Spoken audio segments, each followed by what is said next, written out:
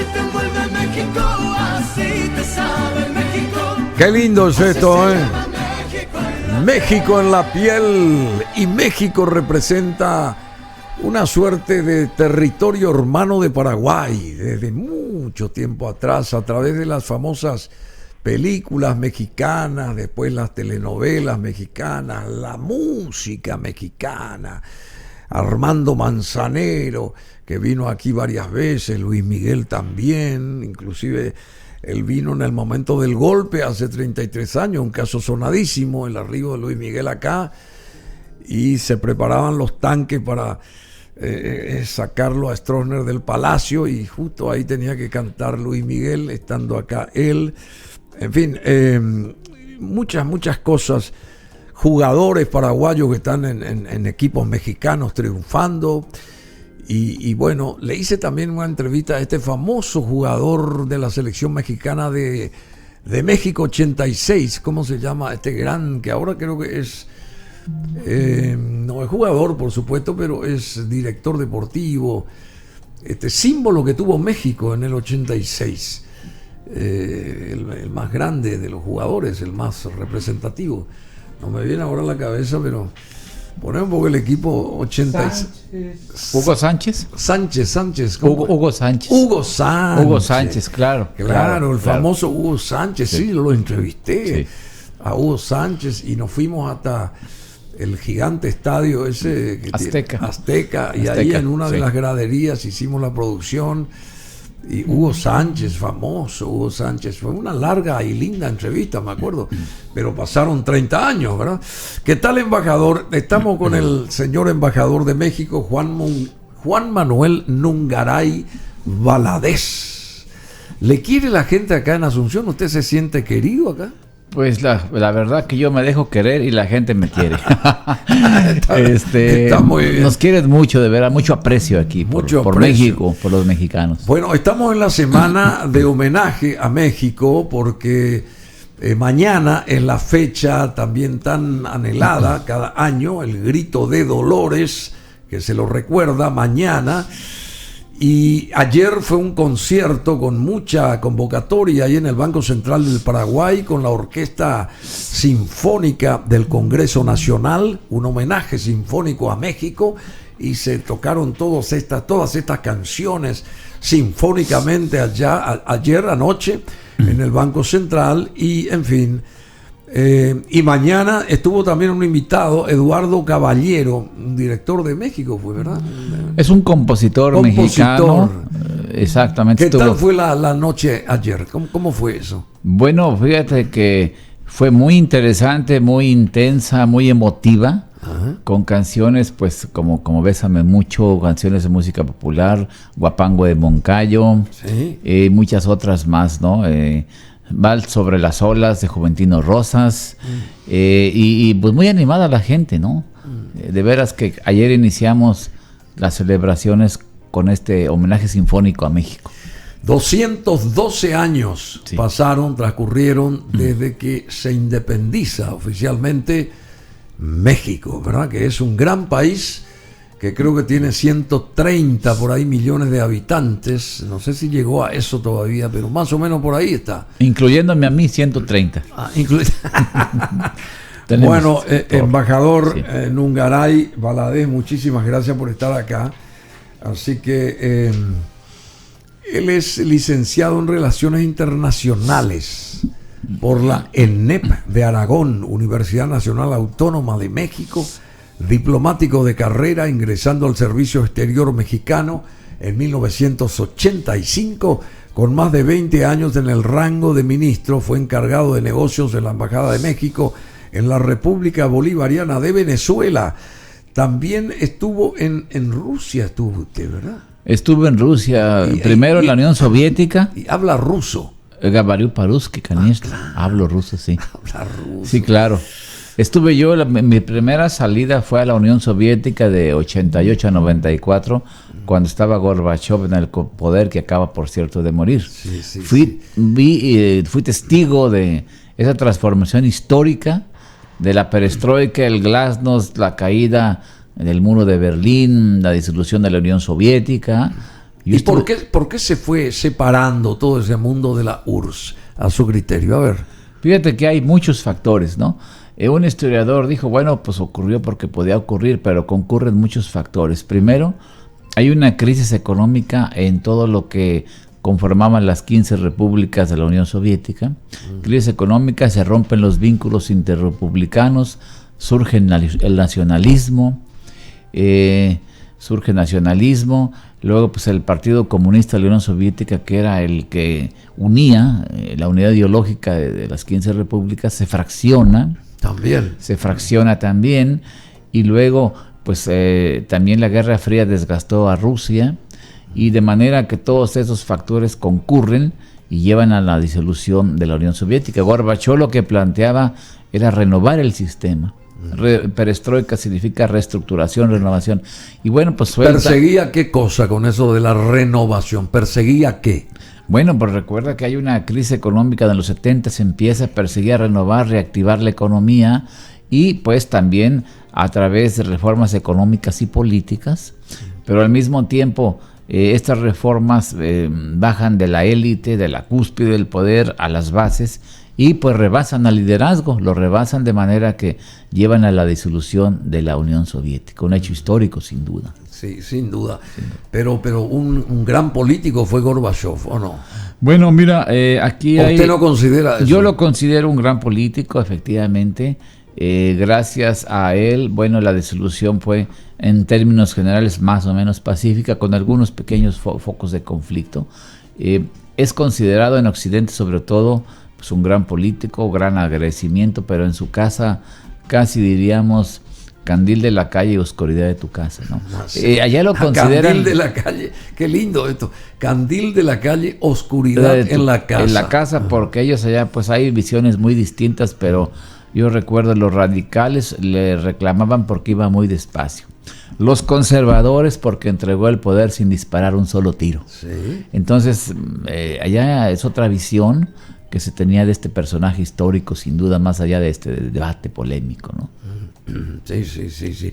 Bueno, pero él también puso, creo que a la Unión Soviética o a Rusia en una suerte de protagonismo bastante llamativo, importante, digamos, administrando, digamos, entre comillas, lo que era la Unión de Repúblicas Socialistas Soviéticas, ¿verdad? Yo creo que quiso revolucionar, bien dijo usted, Rusia, quiso mejorar a Rusia, el lustre, le quiso dar lustre a Rusia, pero parece ser que no le acompañaron aquellos que deberían de haberlo acompañado, ¿verdad? Me parece. Bueno, ciertamente quería renovar el sistema y había tantos problemas que confluyeron todos y llevaron pues, a la disolución del país. Es tan complejo, era tan complejo, fue un estado tan grande. Recuerda que era un continente. Esa intención lo tragó a él. Esa intención, efectivamente. ¿Qué hubiera pasado si no desata esa perestroika? Bueno, pues no sabemos qué hubiera pasado porque lo hubiera ya no existe, ¿no? Pero hay modelos económicos distintos de reformas. Este señor Putin lleva las de ganar. ¿Usted cree? ¿Qué está haciendo con esta guerra? ¿Qué pretende con esta guerra a Ucrania? ¿Usted está convencido de que él está por la vía correcta, este señor Putin? Bueno, yo la verdad, mira, te voy a decir una cosa, no puedo opinar si está en la vía correcta o equivocada. Porque la postura de México, te voy a decir cuál es. ¿Cuál es? La postura de México es mantener canales abiertos de comunicación con ambas partes, con Ucrania, con Rusia, porque creemos que la negociación, el diálogo tiene que ser la vía de solución a este conflicto. Entonces, no podemos ni tampoco imponemos sanciones a uno a otro. Estamos en una vía de diálogo y queremos pues que se busque una solución efectivamente real a esta problemática, ¿no? Realmente sí afecta, nos preocupa. México mantiene una postura de neutralidad, pero no de indiferencia hacia el conflicto. Neutralidad, pero no indiferencia. ¿Hay productos mexicanos que van a los mercados rusos y ucranianos? Bueno, hay un comercio pues con Rusia importante de carne. Ellos exportan también para cosas para México de fertilizantes, que es un tema muy importante para América Latina, hierro, fertilizantes y otros productos. De manera que pues sí nos interesa mucho que haya una solución para que no siga afectando no solo directamente, sino indirectamente por los combustibles, por los alimentos, por todo aquello en el mundo que ha afectado esta crisis, ¿no? Bueno, y también hablando de canales, de mantener canales, estuvo el secretario de Estado de Washington visitando ahí la capital mexicana con su par. Tuvo reuniones y al parecer aumentaron ese relacionamiento vívido, en este caso entre Estados Unidos y México, México y Estados Unidos. ¿Cuál sería la evaluación suya, embajador? Bueno, pues mira, una visita de secretario de Estado Blinken a México, desde luego que es un hecho político muy importante. Refleja que México es un país muy importante para Estados Unidos y la visita pues fue muy positiva en la medida que por el diálogo, por negociación se buscan soluciones, cooperación entre ambos países. Recuerda que es una relación viva, una frontera muy intensa que tiene pues más de 1.500 millones diarios de comercio. ¿Cuánto? Más de 1.500 millones diarios de comercio fíjate, por la frontera. Sí. Cada día hay un cruce de más de 1 millón de personas en ambos sentidos, y pues toda la cooperación fronteriza de recursos acuíferos, de cooperación ecológica, de múltiples cosas tenemos que tener, pasos fronterizos que se habilitan, una relación viva, compleja, intensa, que inevitablemente surgen diferencias, surgen problemas, pero hay una serie de mecanismos para encauzarlos y resolverlos. Eso es lo que hacemos nosotros. Yo recuerdo que nuestra Cancillería, fíjate, había una teoría, una hipótesis de que había que buscar compartimentos separados a los temas para no contaminar toda la relación. Surgió un conflicto en especial, una diferencia. Hay un canal de comunicación especial para ese tema, ¿no? Y así tenemos compartimentos muy diversos que nos ayudan a resolver los problemas que se presentan. ¿Qué cantidad de mexicanos oficialmente están digamos, radicados en Estados Unidos? ¿Ustedes tienen cifras así reales? Mira, realmente no tenemos, no sabemos exactamente cuántos, pero se maneja de acuerdo a las investigaciones, a los centros. Más o menos. Sí, tenemos una cifra muy aproximada, muy cercana. Se hablan de 12 millones de mexicanos con documentos, sin documentos, 12 millones. Tenemos... En esa zona de California, Texas. En todo Estados Unidos. Pero si ya tú ves a la gente de origen mexicano de segunda, tercera, cuarta generación, tú sumas y bueno, pues los hispanos son alrededor de 40 millones o más. Más. Y los mexicanos son la primera. 70 millones por ahí son. Fíjate, 70 millones. Y los mexicanos suman por lo menos 35, 36 millones con los que son mexicanos y los de origen mexicano de otras generaciones. La población de Estados Unidos es de 330 millones de personas. Sí. Y 70 millones son de origen hispano, más o menos. Así que es bastante. Y la primera minoría de estos hispanos son los mexicanos, con más de 80% de los hispanos. Para que tengamos una idea. Yo mismo tengo 3 hermanos allá en Estados Unidos. 3 hermanos. 2 hermanas y un hermano, sí. ¿Y cuántos son ustedes? Somos 7. 7. Somos del estado de Zacatecas, centro norte de México. Pues es un estado emisor. ¿Y qué número de hermano es usted? Yo soy el cuarto, el del medio. Al del medio. El del medio, así dicen. El más bonachón, entonces. Pues la verdad que tengo buena relación con todos los hermanos y ahí nos la llevamos bien, ¿no? Bueno, le agradecemos a usted, embajador, la presencia. A ver, ¿y mañana qué va a ser? ¿Mañana hay algo o usted no quiere hablar de lo de mañana? No, pues con mucho gusto, claro que a eso venimos. Mira, mañana conmemoramos 112 años de la independencia, 212 años de la independencia de México. El grito de Dolores. El grito de Dolores, pero vamos a empezar desde las 9 de la mañana con una ofrenda floral a Miguel Hidalgo y Costilla, que está en la calle México, acá enfrente de la estación de ferrocarril, frente a la Plaza Uruguaya. Miguel Hidalgo y Costilla se le considera el padre de la patria. Entonces, él... ¿Por qué se lo considera? ¿Qué fue lo que hizo Miguel Hidalgo Costilla? Fíjate, el cura Hidalgo, ¿no? El que originó el grito de Este Dolores. es el que detonó el grito.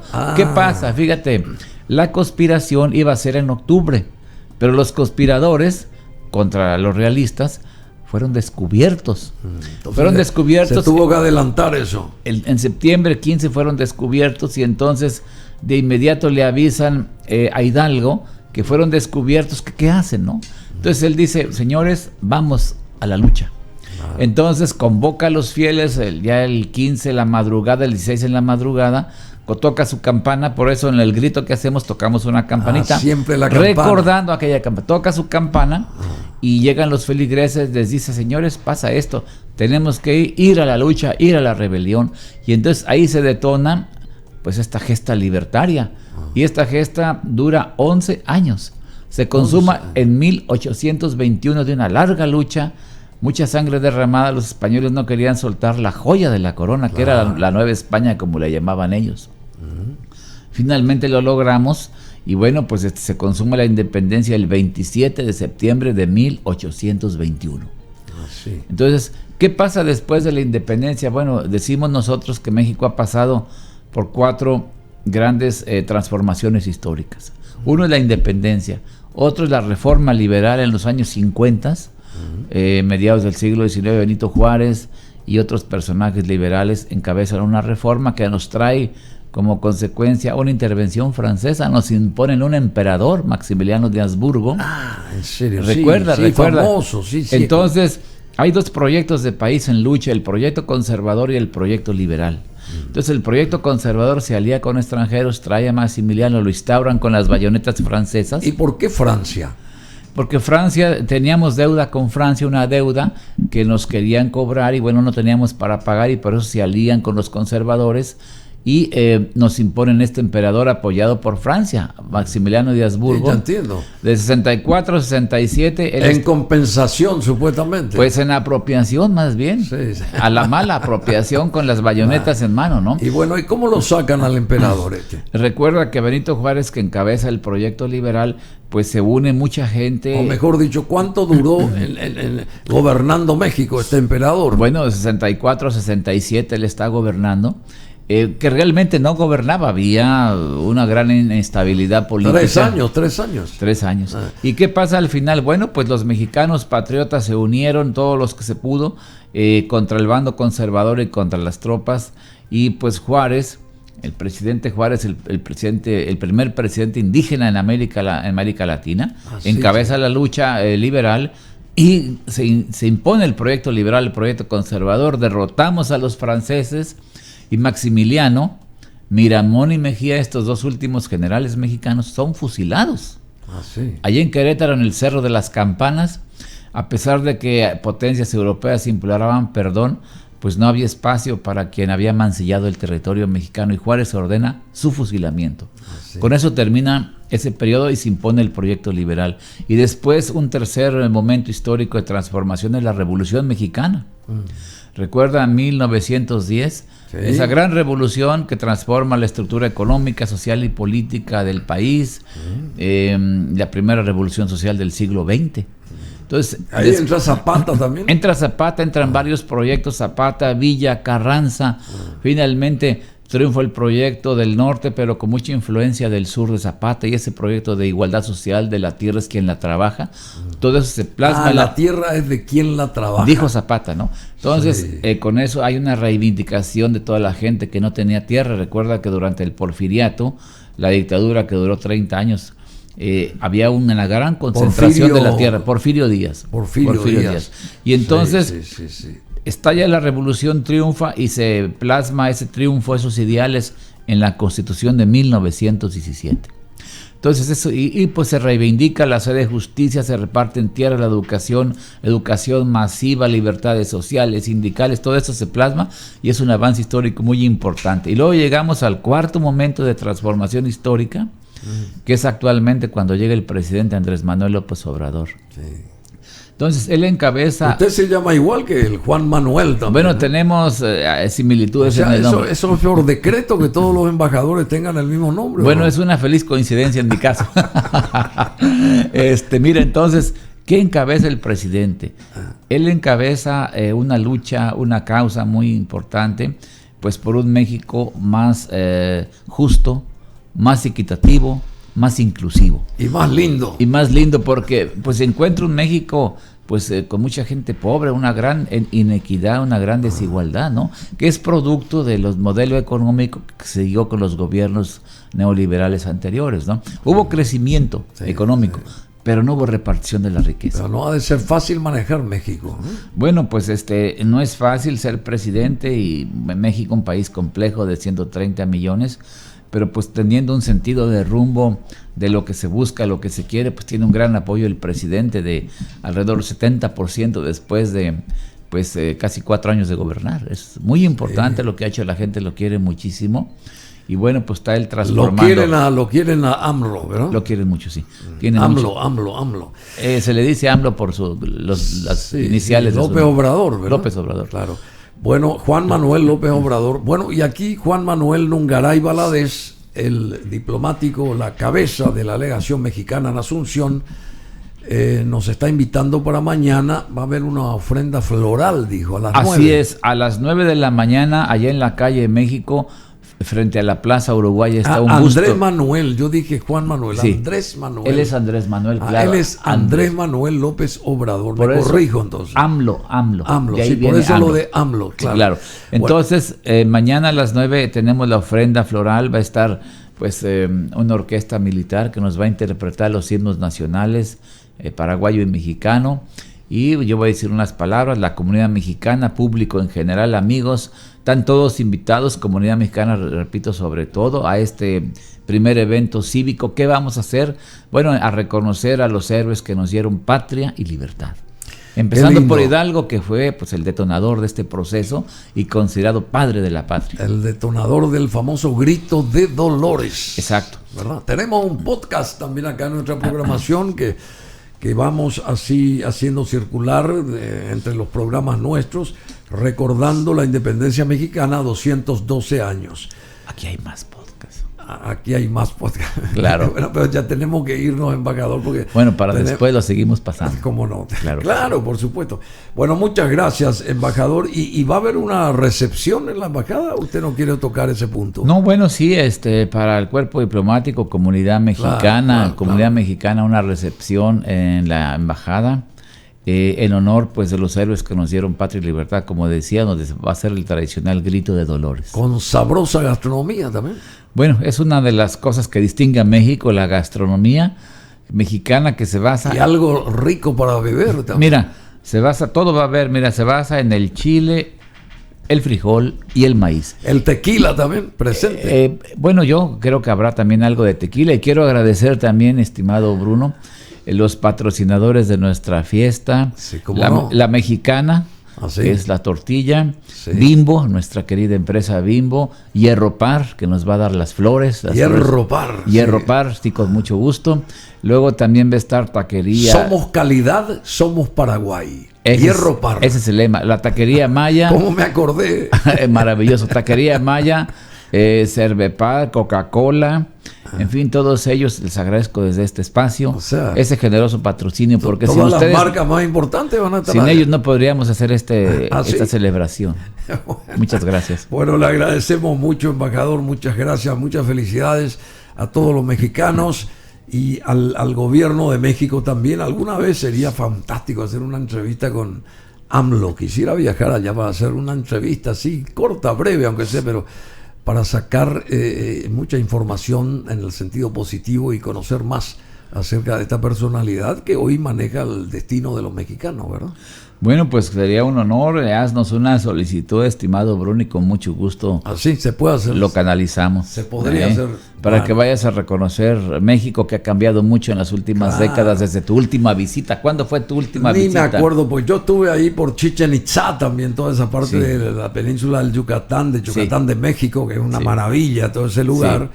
Estuve 3, 4 veces en México, pero hace muchos, muchos años. Pero Sí. me gustaría reverdecer esa conexión con Sí. el pueblo tan caro a nuestros afectos, porque el pueblo mexicano es caro a los afectos del pueblo paraguayo. Se sabe eso. Bueno, muchas gracias.